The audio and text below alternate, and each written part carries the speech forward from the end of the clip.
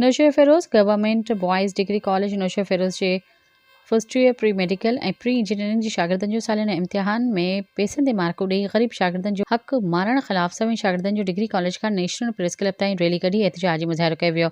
इन मौक़े ते शागिर्दनि अमानुल्लाह भुट्ट, बाबर अली कुरैशी, इसरार अली बुलर, सजण अली मांगड़ो, अमीर बख्श मरी ऐं ॿियनि चयो त फर्स्ट ईयर जी रिज़ल्ट जेका शहीद बेनज़ीराबाद बोर्ड जारी कई आहे उहा सरासर कूड़ी ऐं पैसनि ऐं वज़र गिरलर शागिर्दनि जो हक़ मारे जेको गुसूड़ शागिर्दनि वॾेरनि ऐं ऑफिसरनि जे पुटनि खे पैसा वठी 400 खां 500 ताईं मार्कूं ॾिनियूं अथनि। असांखे इहा रिज़ल्ट क़बूल न आहे। असां तालीम जे वज़ीर सरदार शाह सेक्रेटरी तालीम डायरेक्टर कॉलेजिस खां मुतालबो था कयूं त असांजा पर्चा रीचेक करे ॿीहर रिज़ल्ट अनाउंस कई वञे।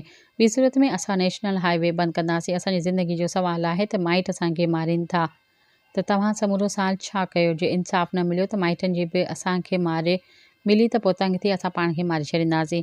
उनजो ज़िम्मेवार शहीद बेनज़ीराबाद बोर्ड हूंदो छो त हीअ रिज़ल्ट पैसनि एवज़ ॾेई ॾिनी वई आहे। इहा रिज़ल्ट क़बूल न आहे। सब्सक्राइब कयो अवामी न्यूज़ HD खे ऐं ताज़ा तरीन ख़बरुनि लाइ ॾिसंदा रहो अवामी न्यूज़ HD।